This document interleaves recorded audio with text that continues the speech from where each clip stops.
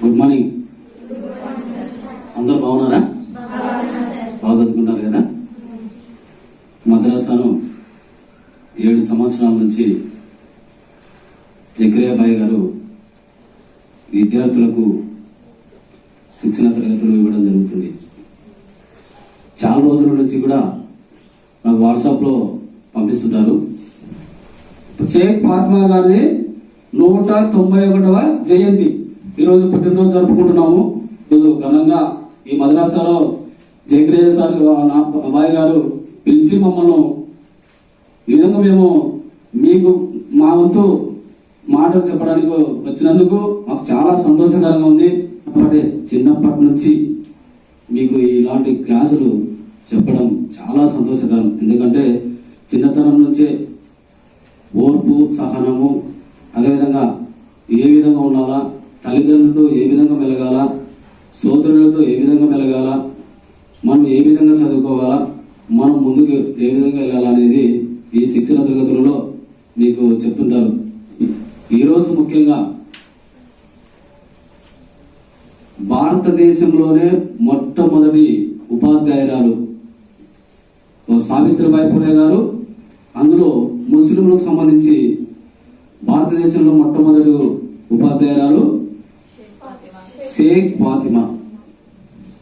షేక్ ఫాతిమా అంటే అప్పట్లో అంటే ఒక సోదరి సావిత్రిబాయి పూలే వెంట తిరుగుతూ ఆమె కూడా, ఎందుకంటే మా మహిళలు చాలా మంది ఉన్నారు, ముస్లిం మహిళలు ఉన్నారు, పేద బడుగు బలహీన వర్గాల మహిళలు ఉన్నారు, వాళ్ళకు కూడా చదువు నేర్పించాలి, మేమెందుకు చదువు నేర్చుకోకూడదు, మేము కూడా చదువు నేర్చుకోవాలి అనే ఉద్దేశంతో చాలా మందికి ఆ రోజు చదువు రాకపోవడం వల్ల వీళ్ళు ముఖ్యంగా సావిత్రిబాయి పూలే గారు, ఫాతిమా గారు, ఉస్మాన్ గారు, వీళ్ళంతా షేక్ ఉస్మాన్ గారు, వీళ్ళంతా కలిసి మహిళలకు విద్యను అందించారు.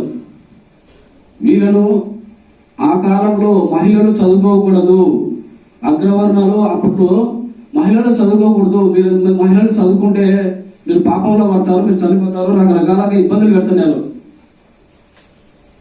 మహిళలు ఎందుకు చదువుకోకూడదు అని చెప్పి వీళ్ళు ఒక ఉద్యమంలో లేపారు, ధర్నా చేశారు. వీళ్ళు కూడా ఖచ్చితంగా మహిళలు ఉపాధ్యాయులుగా ఉండాలి, మేము చదువు నేర్పించాలి అని చెప్పి లెక్క చేయకుండా ఎంతో మంది అవమానాలు చేశారు, ఎంతో మంది తిట్టారు. మహిళలకు ఈ విధంగా మీరు కూర్చోబెట్టి చదువు చెప్తుంటే వాళ్ళను రాళ్లతో కొట్టేవారు, కట్టెలతో కొట్టేవారు, అదేవిధంగా పేడ నీళ్లు చల్లుతారు కదా, నీళ్లు చల్లేవారు. చల్లినా కూడా లెక్క చేయకుండా వాళ్ళను అవమానపరిచినా కూడా వారు చదువు చెప్పడానికి వెళ్తే ముందరనే ఉంటారు కొట్టడానికి. వాళ్ళను నీళ్లు తీసుకొని నీళ్లతో వాళ్ళ మీద చల్లేవారు. ఆ విధంగా చేసిన కూడా వాళ్ళు ఒక బ్యాగులో ఆ శారీ బట్టలు పెట్టుకొని మళ్ళీ అక్కడ చేంజ్ చేసుకొని మళ్ళీ బట్టలు వేసుకొని ఆ విధంగా చదువు చెప్పి ఎంతో మహిళలను అభివృద్ధి పరిచి ఉపాధ్యాయులుగా ఎంతో మంది తీర్చిదిద్దిన వ్యక్తులు సావిత్రిబాయి పూలే గారు, షేక్ ఫాతిమా గారు. వీరు 191వ జయంతి పుట్టినరోజు. షేక్ ఫాతిమా గారిది 191వ జయంతి ఈరోజు పుట్టినరోజు జరుపుకుంటున్నాము. మహాత్మా జ్యోతిరావు పూలే, సావిత్రిబాయి పూలే ఇంట్లో ఉండి వాళ్ళ నివాసంలో పెట్టుకొని ఆ టైంలో వాళ్ళ ఇంట్లోనే పెట్టుకొని చదువు చెబుతూ ఆ విధంగా మహిళలకు ఇబ్బందులు ఎన్ని ఎదురైనా కూడా ఎన్నో పాఠశాలలు ఫస్ట్ స్కూల్స్ ఈ విధంగానే జకరియా బాయ్ గారు ఏ విధంగా అయితే మద్రాసాలో ఏ విధంగా అయితే నేర్పిస్తున్నారో అదే విధంగా షేక్ ఫాతిమా గారు కూడా ఆ విధంగానే ఇంటి పక్కనే ఒక గుడిసె వేసుకొని రేకుల చెట్టు వేసుకొని ఆ టైంలో చదువు చెప్పేది. ఆ విధంగా ముందుకెళ్తూ ఎన్నో పాఠశాలలు, ఎన్నో ఆశ్రమ పాఠశాలలు, ఎన్నో సంక్షేమ హాస్టళ్లు, ఈ విధంగా ఆసుపత్రులు నిర్మించి ఎంతో మందికి మహిళలకు విద్యను అందించి ఈరోజు పాఠశాల నిర్మించి వాళ్ళ చదువు నేర్పించి ఒక స్థాయికి తీసుకొచ్చిన వ్యక్తులు ఎవరంటే షేక్ ఫాతిమా గారు, అదేవిధంగా సావిత్రిబాయి పూలే గారు.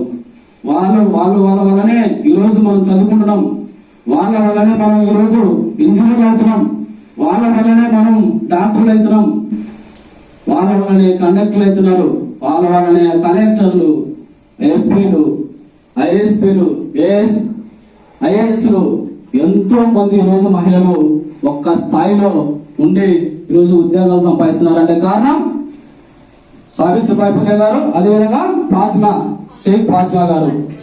అదేవిధంగా మీరు కూడా మీ వంతు సహకారం, ఎవరైతే చదువుకోకుండా మన పేదరికంతో ఉన్నారో, ఇంకొకటి కొంతమంది చదువుకోలేని పరిస్థితి.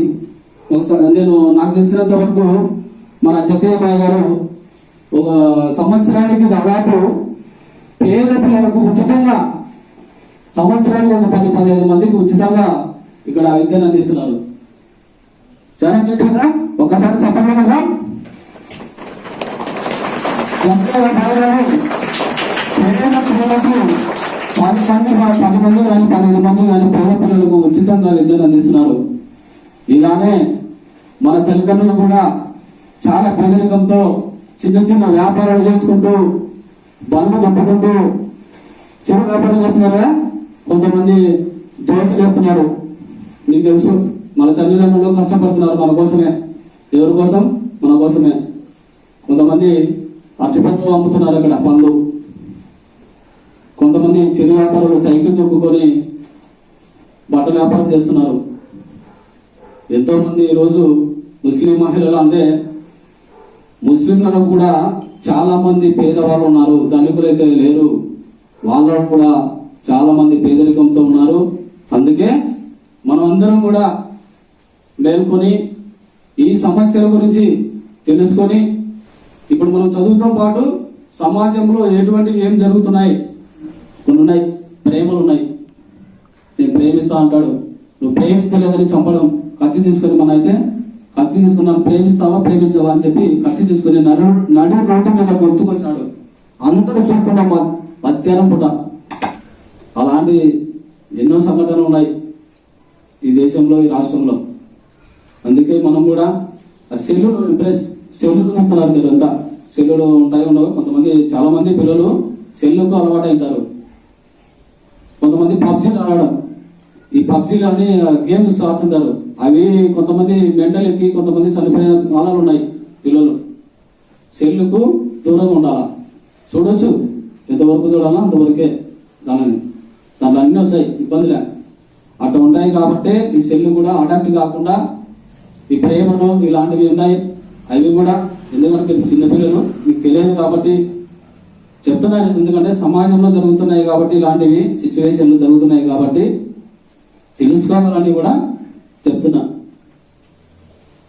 ఇంకా ఈ మద్రసా పెట్టి 7 సంవత్సరాలు 8 సంవత్సరాలు అవుతుంది. జగ్గయ్య బాయ్ గారు ఎన్నోసార్లు మేము రావాలనుకున్నాము, బిజీ కొంటే రాలేకపోయినాము. ఇంకా అంచెలంచెలుగా ముస్లిం మహిళలకు, పేదవాళ్లకు ఇంకా అతను ఇప్పుడు ఉచితంగా చెప్తున్నారు సంవత్సరానికి కొంతమందికి. ఇంకా ఇలాంటి మన పేద పిల్లలకు, పేద ముస్లిం పిల్లలకు అందరికీ కూడా మద్రసాలో శిక్షణ విధంగా చదువు నేర్పించడం, ఇంకా పేదవాళ్ళకు నేర్పించాలని చెప్పి కూడా జగ్గయ్య బాయ్కి మేము కోరుతున్నాం. సమాజంతో పాటు, ఈ చదువుతో పాటు సమాజంలో కూడా కొన్ని సమస్యలు అనేటివి ఈ శిక్షణ తరగతులలో చెప్పాలని కూడా మేము విన్నవిస్తున్నాం. ఎందుకంటే తెలుసుకోవాలా, ఎందుకంటే మీరు బయట తిరగరు కాబట్టి. అందుకే ఈ శిక్షణ తరగతులలో ఇలాంటివి చెప్తే కొంచెమన్నా అవగాహన వస్తుందని చెప్పి కూడా మన జగ్గయ్య బాయ్ గారిని కోరుతున్నాం. మీరంతా ఇంకా బాగా చక్కగా చదువుకొని తల్లిదండ్రులకు, ఇక్కడ ఉన్నటువంటి మద్రాసులో ఉన్నటువంటి టీచర్లకు కానీ, మన కరెస్పాండెంట్ బాయ్ కానీ, జగ్గయ్య బాయ్ గారు కానీ అందరికీ ప్రత్యేకమైన ధన్యవాదాలు తెలియజేసుకుంటూ, ఈ అవకాశం ఇచ్చినటువంటి జగ్గయ్య బాయ్ గారికి ప్రత్యేకమైన ధన్యవాదాలు తెలియజేసుకుంటున్నాను. ఈరోజు ముఖ్యంగా మనం ఇక్కడ రావడానికి కారణము షేక్ ఫాతిమా యొక్క మన జయంతిని ఖచ్చితంగా ఇక్కడనే జరుపుకోవాలా. విద్యార్థినులకు, మద్రసాలో చదువుతున్నటువంటి విద్యార్థులకు ఖచ్చితంగా ఆమె యొక్క ప్రాముఖ్యత తెలియజేయాలన్న ఒక ఉద్దేశంతో ఈ యొక్క ప్రోగ్రాం ఏర్పాటు చేసినటువంటి జకీర్ భాయ్ గారికి ప్రత్యేకమైన ధన్యవాదాలు తెలుపుతా ఉన్నాను.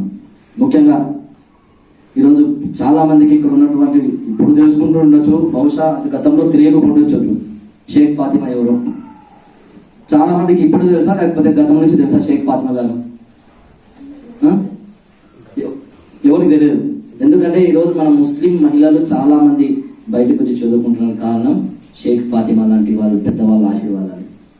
ఎందుకంటే అప్పట్లో ఏం జరిగిందంటే అమ్మాయిలు చదువుకుంటే చనిపోతారన్న సమయంలో మన మహాత్మా జ్యోతిరావు పూలే గారు ఆయన యొక్క భార్యని చదివించి ఆమెతో పాటు ఆమె పక్కన ఉన్నటువంటి ఆమెకి సహోదరి అని పిలువబడే షేక్ ఫాతిమా గారు మహాత్మా జ్యోతిరావు పూలే గారికి కానీ సావిత్రిబాయి పూలే గారి ఎవరు ఇల్లు లేకపోయిన సమయంలో మన షేక్ ఫాతిమా గారు వాళ్ళ ఇంట్లోనే ఉండి వాళ్ళ ఇంట్లోనే చదివించడం జరిగింది.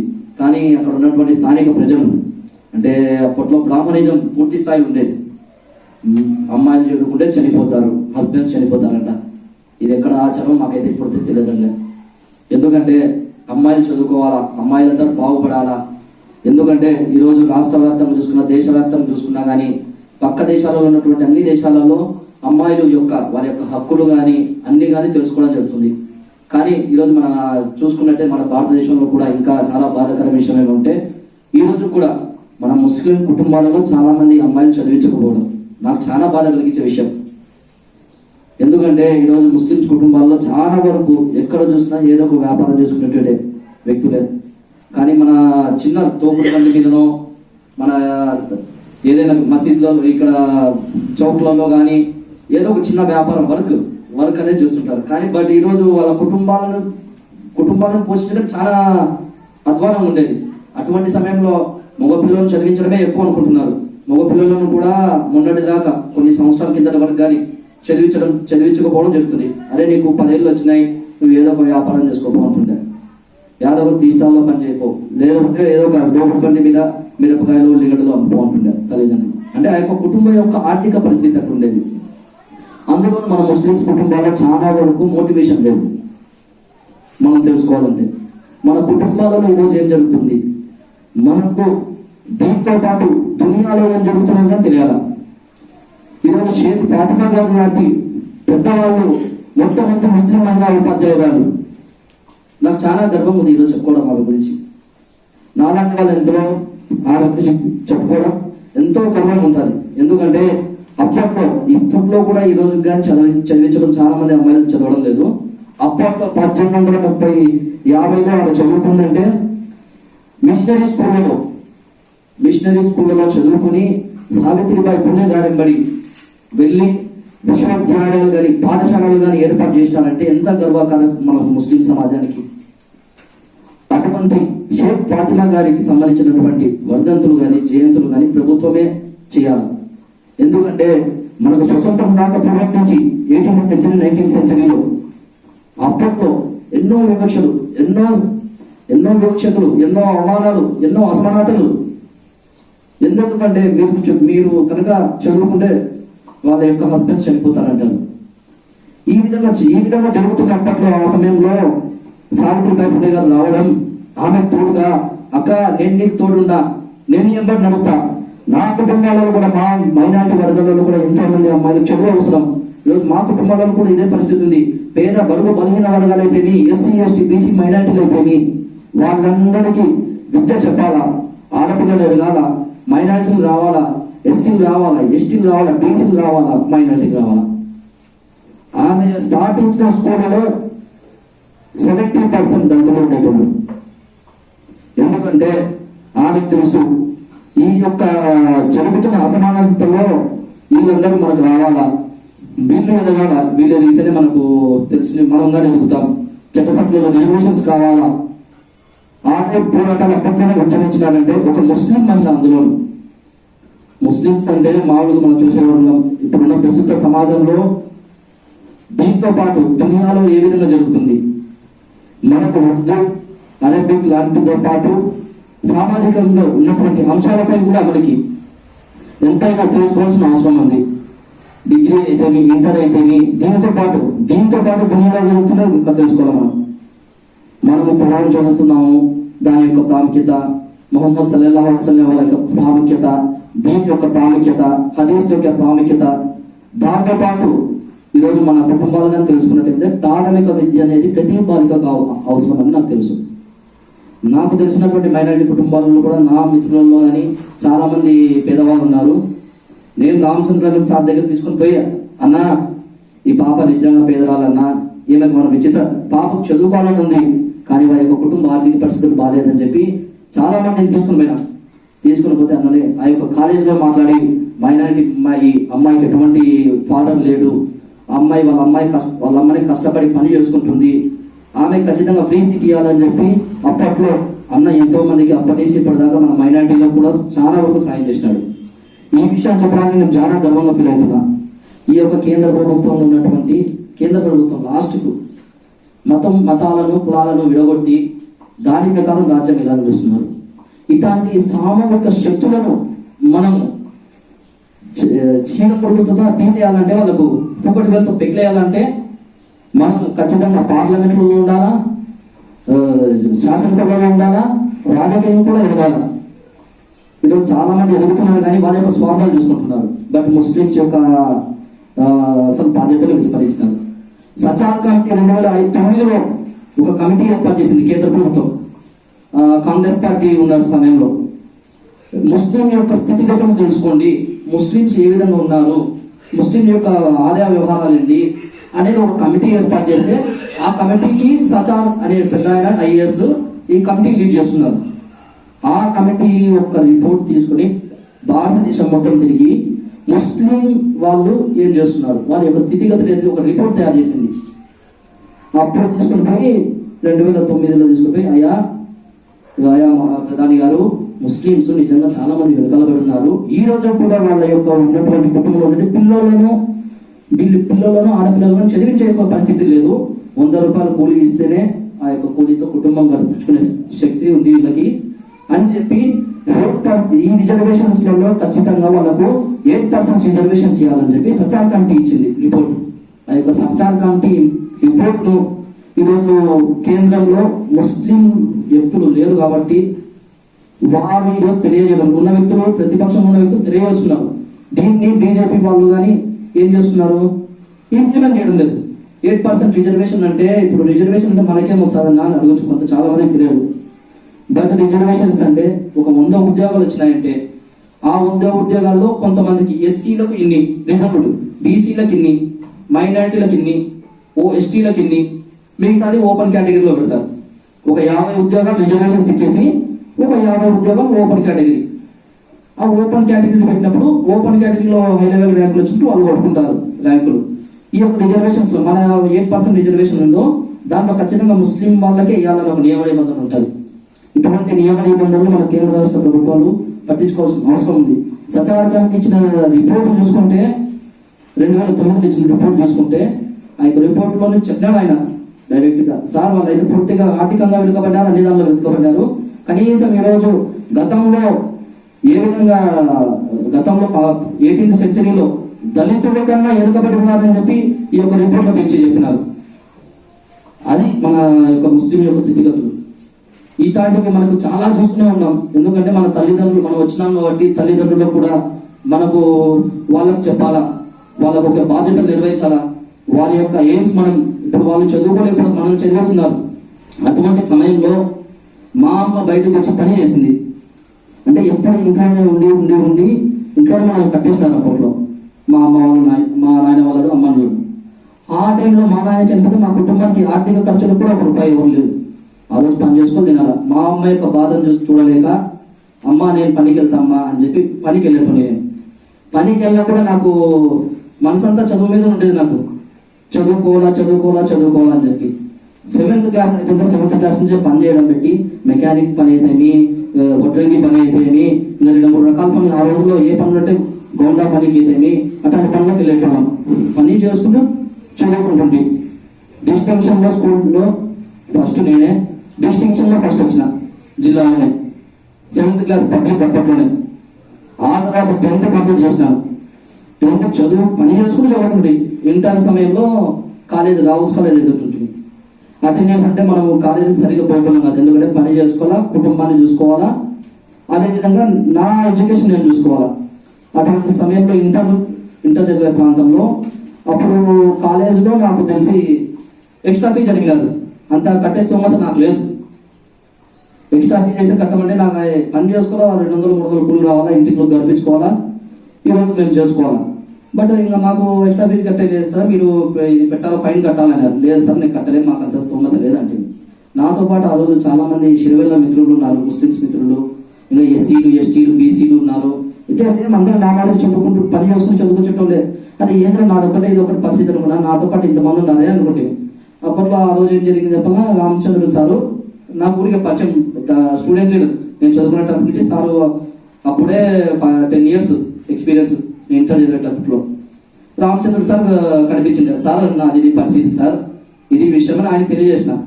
నాతో పాటు ఒక 100 మంది పిల్లలు ఉన్నారు సార్, వాళ్ళందరూ పేద బరువు బలహీన వర్గాలకు సంబంధించిన విద్యార్థులే సార్, ఎస్సీ ఎస్టీ బీసీ మైనార్టీలే.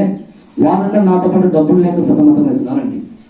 వెంబడే సార్ ఆ రోజు ఏం చేశారు, హాల్ టికెట్ ప్రతి ఒక్కరికి ఒక్కొక్కరి దగ్గర నుంచి 3,000 4,000 వసూలు చేస్తా ఉన్న హాల్ టికెట్లు 100 మందికి పైనే. ఆ రోజు నాతో పాటు ఉన్నటువంటి 100 మందికి అందరికి ఉచితంగా హాల్ టికెట్లు ఇవ్వడం జరిగింది. నేను ఆ రోజే డిసైడ్ అయినా, అదే అన్న ఎంబడి ఒక 2 నిమిషాలు మాట్లాడినందుకే నాకు హాల్ టికెట్ ఇప్పించినాడు. నాతో పాటు ఒక 100 మందికి ఇప్పించినాడు. ఆ రోజు డిసైడ్ అయినా. అప్పటి నుంచి నేను ఇప్పుడు దాకా అన్నకాడు ఉన్నాను. 10 years పైన అన్నకాడు ఉండబట్టి నేను స్టూడెంట్స్ యూనియన్లో అప్పటి నుంచి ఇంటర్ నుంచే వర్క్ చేస్తున్నాను స్టూడెంట్స్ యూనియన్లో. నేను ఎదగడం కాదు, నేను చదవడం కాదు, నాతో పాటు చాలా మంది ఉన్నారు. నాతో పాటు అడగకుండా నేను ఒక్కనే కష్టపడి పని చేస్తున్నాను అని నేను పెద్ద ఫీల్ అవుతుంది. నేను బాధపడుతుంది, అదే మనసులో బాధపడుకుని పడుకుని అట్టే పడుతుంది నేను. బట్ అది లేదు, నాతో ఇంకా చాలా మంది ఉన్నారని అప్పుడు అర్థమైంది. అదే నేను ఒక్కరోజు ఒక 2 నిమిషాలు మాట్లాడేదానికి 100 మందికి సాయం చేయించినానే అన్నతో ఉండి, నేనే విద్యార్థి నాయకుడు అన్నతో పాటు ఉండి మేము నేర్చుకుని మేము విప్లవాలు నేర్చుకుంటే ఎంతమందికి న్యాయం చేయొచ్చు అనుకుంటే మేము ఈరోజు అనుకున్న విధంగానే ఆలోచించి ఈరోజు నాకు ఒక మంచి లీడర్గా తయారు చేస్తాడు అన్న. నంద్యాల టౌన్ ప్రెసిడెంట్గా, టౌన్ సెక్రటరీగా, డివిజన్ ప్రెసిడెంట్గా, డివిజన్ ప్రెసిడెంట్గా, జిల్లా కార్యదర్శిగా, జిల్లా సహాయ కార్యదర్శిగా, జిల్లా ఉపాధ్యక్షుడిగా, జిల్లా మొన్ననే రీసెంట్గా జిల్లా వర్కింగ్ ప్రెసిడెంట్గా అనౌన్స్ చేయడం జరిగింది సార్ రామచంద్ర సార్ గారు. ఎందుకంటే ఇట్లాంటి వాళ్ళ ఉండబట్టి ఈరోజు సమాజంలో ఏమైనా జరిగినా కూడా ఏమైనా చేయాలన్నా ఒకరు తోడు ఉండాలా. ప్రతిదీ మనకు ఏది ఊరికే రాలేదు పరిస్థితి. అటువంటి మనకు మోటివేషన్స్ మనకు కావాలా. ఇనాయత్ ఖాన్ లాంటి వాళ్ళ మోటివేషన్ మనకు కావాలా. అదేవిధంగా ఫాతిమా షేక్ లాంటి వారి మోటివేషన్ కావాలా. అంటే మనం అంతా కుటుంబాలకు ఇళ్ళకే పరిమితం కాకుండా చదువుకోవాలా. దీంతో పాటు దునియాలో ఉండాలా, దునియాలో ఏం జరుగుతుందో తెలుసుకోవాలా. మన ఐఏఎస్ ఆఫీసర్ మెరిట్ లిస్టులు చూసుకుంటే ఈ మొన్న 2017 ఐఏఎస్ ఆఫీసర్ మన సివిల్ సర్వీస్ ఇస్తే దాంట్లో 8% వాటా, 8% 10% దగ్గర అనుకుంటా ముస్లిం ఐఏఎస్లే ఉన్నారు అందరు. Yes we have better future. మనకి బెటర్ ఫ్యూచర్ కావాలా, ఐఏఎస్ కావాలా, ఐపీఎస్ కావాలా, అన్ని చోట్ల మన వాళ్ళు ఉండాలా. ఎందుకంటే ఆ యొక్క సమస్యలు తెలుసుకునేది, వాళ్ళు పడిన సమస్య, వాళ్ళు పడిన బాధ వేరే వాళ్ళు అనుభవించకూడదు. మనం దీని ఏం చెప్తుందో దీని ప్రకారమే మనం నడుచుకుంటూ పోవాలా. అల్లాహ్ తాలా క్యా బోల్తే హై కి ఉస్మే హమే చల్ జానా. మన దేవుడు ఏం చెప్తున్నాడు దాని ప్రకారం నువ్వు తిను, తర్వాత సాయం చేయి, నువ్వు నేర్చుకో, 10 మందికి విద్య నేర్పు, 10 మందికి పంచు. నీ కాడ ఒక ముద్ద ఉంటే ఆ ముద్దలోనే 10 మందికి పెట్టడానికి ట్రై చేయి అనేది మనకు దీని చెప్పింది. మనకు అటువంటి మోరల్ వాల్యూస్ మనం తెలుసుకోవాలా ఈరోజు. ఎందుకంటే చాలా జరుగుతూనే ఉన్నాయి ఈరోజు సమాజంలో, చాలా చాలా చాలా. ఎందుకంటే చాలా ఇప్పుడు ఇంటర్ డిగ్రీస్ చూస్తుంటారు మీరు. ఇంటర్ డిగ్రీస్లో విద్యార్థులు కానీ విద్యార్థులు ఏ విధంగా తల్లిదండ్రులకు నాన్న నాకు అది కావాలా, ఇది కావాలా, ఎగ్జామ్ ఫీజు కట్టాలి, అది కట్టాలని చెప్పి డబ్బులు తీసుకుంటుంటారు. బట్ మన పేరెంట్స్ యొక్క వాళ్ళ యొక్క స్టాండర్డ్ కానీ మనం అర్థం చేసుకోవాలి, వాళ్ళ యొక్క స్థితిగతులు కానీ అర్థం చేసుకోవాలి. పేరెంట్స్ కానీ ఎట్లా తయారైనా చెప్పాలా, నా కొడుకు అడిగినాడు, నా బిడ్డ అడిగింది, అంత లేదు ఇస్తాను చెప్పి అప్పో చేసి ఈరోజు వాళ్ళు కానీ పిల్లలకు పెట్టడం జరిగింది. అటువంటి దానిలో మనం అందరం వ్యతిరేకంగా ఉండాలా. ఏదైతే మనకు రోడ్డు మీద కానీ చూస్తున్నాము, ఏదైనా కానీ రోడ్డు మీద అట్లా జరిగేవి ఏమైనా ఉంటాయి, ఇప్పుడు love, give, cell phones, attractions, దీనిలందరూ మనం దూరం ఉండాలా. ఎస్ ఒక ఏజ్ వచ్చిన తర్వాత పేరెంట్సే మ్యారేజ్ చేస్తారు, పేరెంట్సే మనకు అందరు తీసుకుని పోతారు. ఇంత పెద్ద మనకు లైఫ్ ఇచ్చిన తర్వాత వాళ్ళకి తెలియదా కనీసం వీళ్ళని సెటిల్ చేయాలని. కానీ ఈ యొక్క పాశ్చాత్య సంస్కృతికి మనం అలవాటు పడుతున్నాం. ఈ యొక్క సెల్ ఫోన్స్, వీడియోస్ ఇవల్ల చూసుకుంటూ ఈ సినిమాస్ ఎఫెక్ట్, మెయిన్ ఎఫెక్టింగ్ సినిమాలలో ఆ హీరో ఎలా చేసినాడు, ఈ హీరోయిన్ ఎలా చేసింది అని అనుకుంటుంటాం. బట్ ఏం లేదు, ఎథికల్గా ఏం లేదు. ఎథికల్గా మన మనసుకు నచ్చిన విధంగా, ఎక్కడైతే పేరెంట్స్ చెప్పిన విధంగా, పేరెంట్స్ ఏ విధంగా కష్టపడుతున్నారో ఆ యొక్క కష్టాన్ని మనం గుర్తించాలా, వాళ్ళ యొక్క కష్టాన్ని గుర్తించి మనం తెలుసుకోవాలా. బట్ ఈరోజు ఇక్కడ మన జైనతుల్ ఖురాన్లో ఈ యొక్క కార్యక్రమం నిర్వహించడం నాకు చాలా సంతోషకరమైన విషయము. అదేవిధంగా మరొకసారి మన ఫాతిమా షేక్ గారికి జయంతి శుభాకాంక్షలు తెలియజేసుకుంటున్నాను. ఈ అవకాశం ఇచ్చినటువంటి పెద్దవాళ్ళందరికీ, అదేవిధంగా ముఖ్యంగా రామచంద్ర సార్ గారికి, జనతుల్ ఖురాన్ అధ్యక్షులు జకీర్ భాయ్ గారికి, టీచర్స్ కు, ఇక్కడ కూర్చున్న ప్రతి చెల్లెమ్మకు పేరు పేరు నమస్కారాలు తెలియజేస్తున్నాను.